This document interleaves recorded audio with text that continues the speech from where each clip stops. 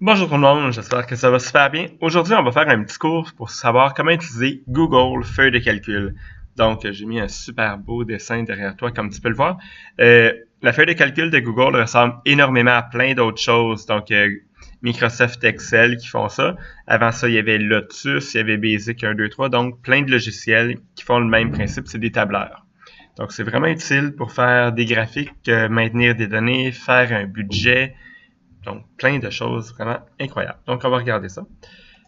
Pour pouvoir y accéder, c'est super facile. Tu vas dans ton Drive et tu cliques sur Nouveau, Google Feuille de calcul. Donc, tu cliques comme ça. Ça va en ouvrir une nouvelle. Tu laisses le temps de bien charger, s'assurer que tout est là. Puis, donc, et voilà.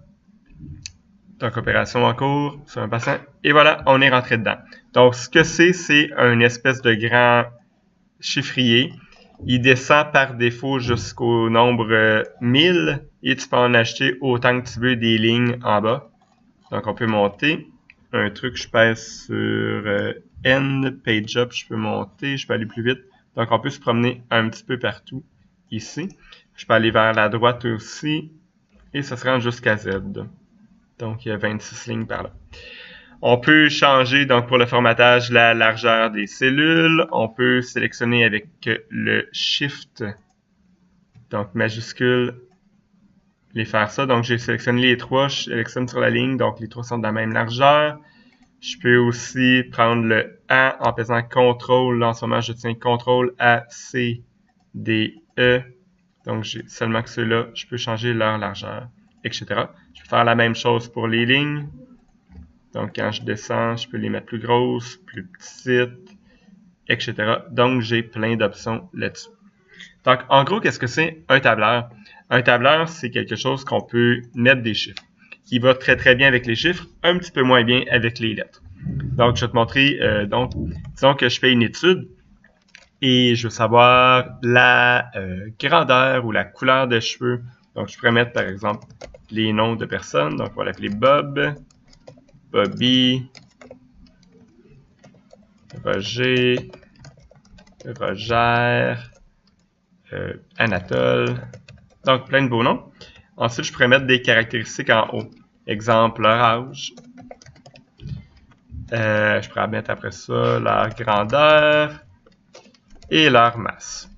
Donc, je préfère comme ça. Là, je fais comme, c'est pas super. Je sais que la grandeur, c'est une mesure, on mesure ça en cm et la masse en kilogrammes. Je pourrais faire un tableau, donc je pourrais ajouter une ligne ici. Et là, j'ai déjà Bob décrit. Ce que tu peux faire, tu peux cliquer sur le chiffre 3, donc sélectionner la colonne 3, faire un clic droit, insérer une ligne en dessous. Boum, ça vient d'arracher. Ah non, c'est pas ça que je voulais faire. Je peux faire l'option CTRL-Z pour le faire disparaître. CTRL-Y pour revenir.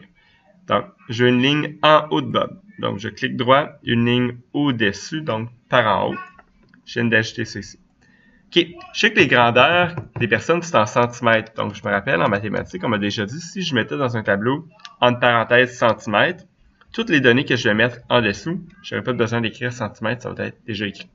La masse en kilogrammes, donc je mets ça ici. Donc, Bob, il y a 13 ans, Bobby, il y a 14, Roger, il y a 15, Roger, elle a 18 ans, et Anatole, ben, il y a 82 ans. Leur grandeur, Bob est en pleine poussée de croissance, mesure 150 cm. Bobby, c'est il est plus petit, 125. Roger, il est très grand, 187 cm. Roger, 162.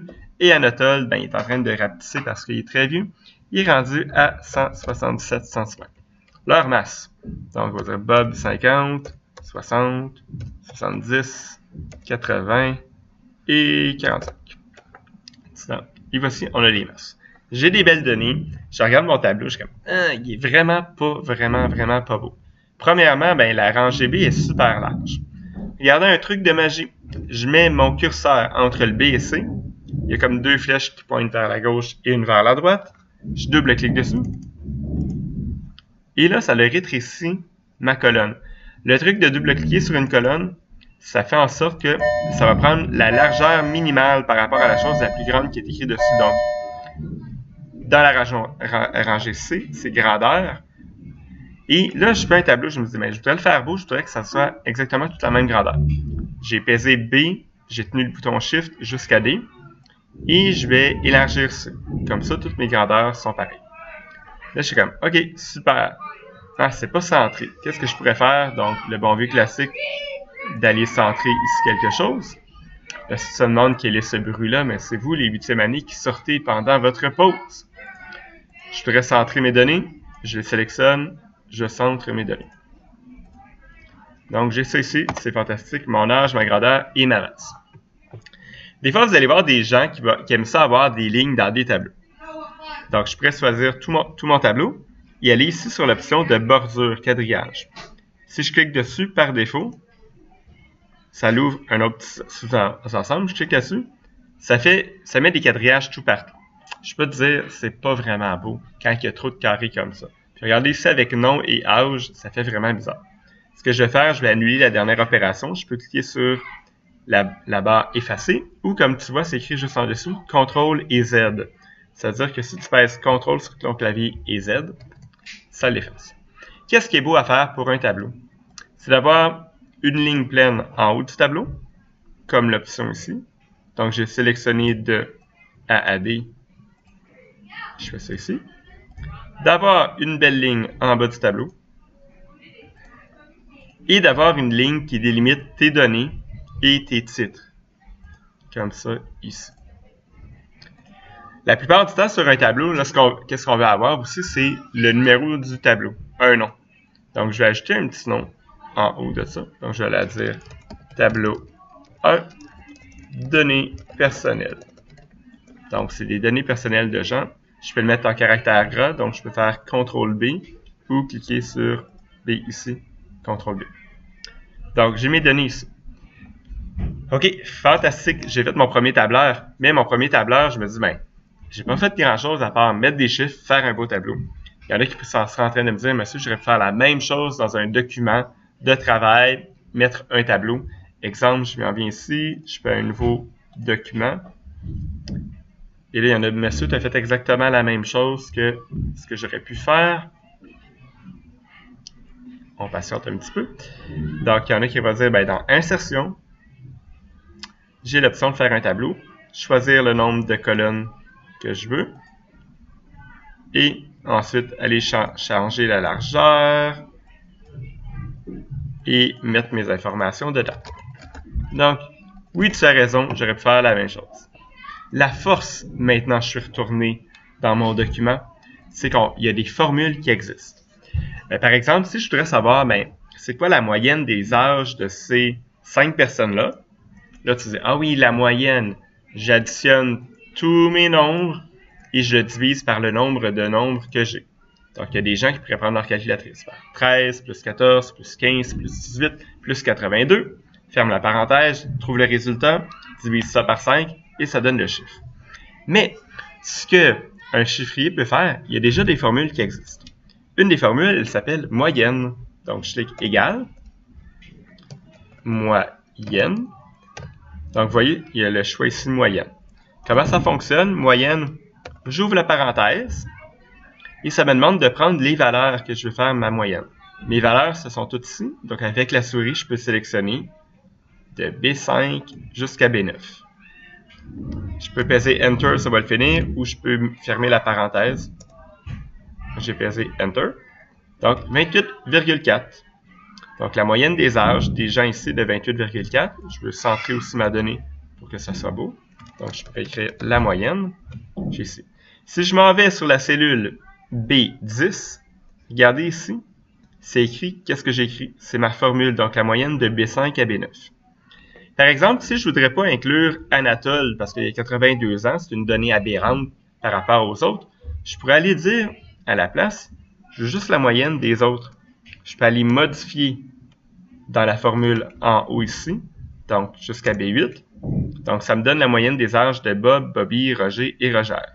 Mais comme je ne veux pas faire de l'âgisme, on n'aime pas ça, la discrimination, je vais inscrire Anatole aussi.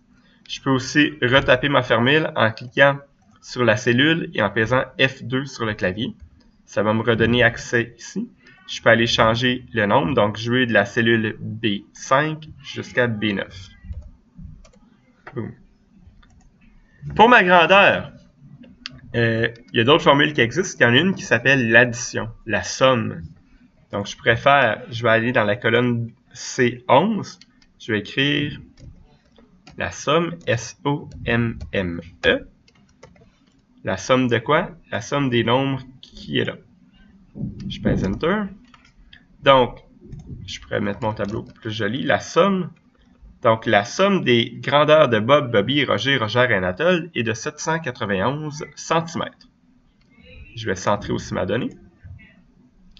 Et je pourrais faire aussi, on va faire la moyenne des masses. Donc, la moyenne, je sélectionne, boom, c'est fait. Je pourrais faire aussi la somme des masses, donc égale la somme. Je sélectionne seulement les masses, Enter. Je peux faire aussi la moyenne des grandeurs. Et une chose qui est incroyable, c'est que sans écrire nécessairement la moyenne, je vais aller dans la cellule B10. Je vais copier cette cellule-là, donc CTRL-C. Vous voyez comme un surlignage autour. Alors, je m'en vais à C10. Je vais coller, donc CTRL-V, ou je peux faire coller. Et ça a copié la formule. Sauf que vous allez voir maintenant, dans la première, dans B10, c'est écrit B5 à B9. Ça a tassé la formule, ça a tassé aussi les chiffres de C5 à C9. Et dans l'autre, de D5 à D9. Je vais faire la somme des masses ici. Je sélectionne, Enter. J'ai mon tableau. Je vais rendre mon tableau plus beau. Je vais centrer ces données-là. Je vais rajouter une ligne en dessous. Et voilà. Des fois, il y a des gens qui aiment ça, rajouter de la couleur. Donc, je peux rajouter de la couleur ici pour mettre, mettons, un petit gris. Derrière là, il y en a des fois qui aiment ça. Mettre ça en bleu. Il y en a d'autres qui aiment ça. Bobby, sa couleur préférée, c'est le rouge. Roger, couleur préférée, c'est le bleu. Peu importe, ainsi de suite. Donc, on peut changer les données. Par la suite, un autre outil qui est super important, c'est que la plupart du temps, les gens, quand ils regardent un tableau comme ça leur dit pas grand-chose. On peut faire un tableau. Donc, on va aller ajouter. On peut faire donc l'option des graphiques. On clique dessus. On attend. On dit Internet va plus vite. OK. Oh, un nouvel éditeur de graphiques. On va essayer de le comprendre qu'est-ce qui se passe. Type de graphique. Donc, ici, j'ai des données. J'ai des âges, j'ai des personnes. Donc, c'est une donnée qui est comme ça. On va faire un graphique. Donc, je peux choisir mes différents types de graphiques. Dans ce cas-là, on va y aller avec un histogramme, parce que c'est des données pour plein de personnes. Je vais vouloir faire aussi un histogramme triple. Donc, on va avoir une ligne pour Bob par rapport à son âge, sa grandeur et sa masse. Donc, allons choisir ça ici. Les plages de données. Donc, je clique là-dessus pour aller chercher mes données. Donc, ma plage de données, c'est le nombre des personnes. Ensuite, ajouter une série de données. Donc, je vais avoir une première série de données, c'est avec l'âge. Et voilà. Donc, Bob, on voit l'âge. Bobby, l'âge. Roger, l'âge. Et Anatole, l'âge. Je peux maintenant ajouter une série de données, chose qui n'était pas possible dans les feuilles de calcul il n'y a pas très longtemps. Donc, j'ajoute une autre série de données. Je rajoute aussi la grandeur. Et voilà, là, on est comme, c'est vraiment laid. On va travailler là-dessus dans quelques secondes. Et une dernière série de données avec la masse. Donc, j'ai la masse, j'ai ça ici. En ce moment, j'ai seulement qu'une valeur ici. C'est très, très dur de voir quel âge Bob a. On sait que c'est entre 0 et 50. Si je fais une approximation, je serais vraiment pas nécessairement être capable de savoir c'est quoi. Mon graphique non plus, il n'y a pas de titre. Il n'y a pas de différentes données. Donc, je vais aller changer mes données. Regardez ce que je vais faire. Je vais aller cliquer pour la première série de données, donc mes B5 à B9. C'était l'âge. Je vais essayer quelque chose. Ajouter des étiquettes. Donc, l'étiquette, âge. Boum, âge. C'est pas beau. C'est pas ça que je voulais que ça fasse. Je voulais que ça l'écrive là. Donc, j'ai complètement raté. Donc, je vais faire pause. Puis je vais vous revenir avec une solution. Pause. Là, je cherche le pause et je trouve pas le pause. Donc, on va le faire en direct. Personnalisé. Celle de graphique série. Légende, parfait, légende, à droite. Toc, toc, toc. Donc, je veux ma légende à droite. OK, parfait. On vient ici. Vous êtes ça ici, étiquette, supprimer. Bang, ça l'a enlevé âge. Parfait, c'est pas ça que je voulais. Modifier la série. On va prendre le titre. On va faire de B3 jusqu'à B9. Qu'est-ce qu'il va nous faire? Non, il a pris des choses par rapport. On retourne là. Modifier. B5. On laisse jusque là. C'était une de mes difficultés quand j'utilisais Google Sheet, donc Google Feuille de calcul, et celle-là encore, j'ai bien de la misère à rajouter des titres. Donc, je vais cliquer dessus. Sur le graphique, titre de l'axe du graphique. Parfait, titre du graphique. Donc, titre du graphique, je le mets ici. Des données personnelles. Donc, vous avez vu, j'ai fait un clip droit. Ça me rajoute le titre ici. J'ai mes titres pour mes personnes. Et à la droite, je vais avoir besoin de titre de l'axe du graphique. Sous-titre du graphique. Titre de l'axe horizontal. Ligne comme ça. Vertical. Je vais aller comme ça. Donc, je vais ajouter ici. Donc, mon âge. Âge. Donc, Shift. Chapeau. Accent circonflexe. Accent grave. A. Puis, il me fait des trémas. Qu'est-ce qui se passe avec mon clavier? Bon, ben, désolé. Je vais faire une faute avec âge. Virgule. Ma grandeur. En centimètres et ma masse en kilogrammes. Il y a des options des fois d'avoir deux axes, donc un axe vertical à gauche et l'autre à droite. Donc je vais voir si c'est possible. On a ça ici. Je descends. Je pourrais racheter aussi du quadrillage pour être plus facile à lire. Donc il y en a déjà un. Je pourrais en rajouter davantage. Donc il y a des options de racheter du quadrillage. Donc j'ai fait un super beau graphique ici avec donc un histogramme. Je pourrais rajouter aussi qu'est-ce que chacune des données est en changeant ma légende. Donc, légende. Légende à droite. Mais je n'ai pas trouvé la façon de le faire. Je suis vraiment désolé. Donc, et à la fin, ben, je vais donner un nom. C'est un outil Google. Donc, je pourrais appeler ça tableau 1. Données personnelles. Et voilà. Donc, mon tableau il est fait. C'était un petit peu comment utiliser Google Feuille de calcul.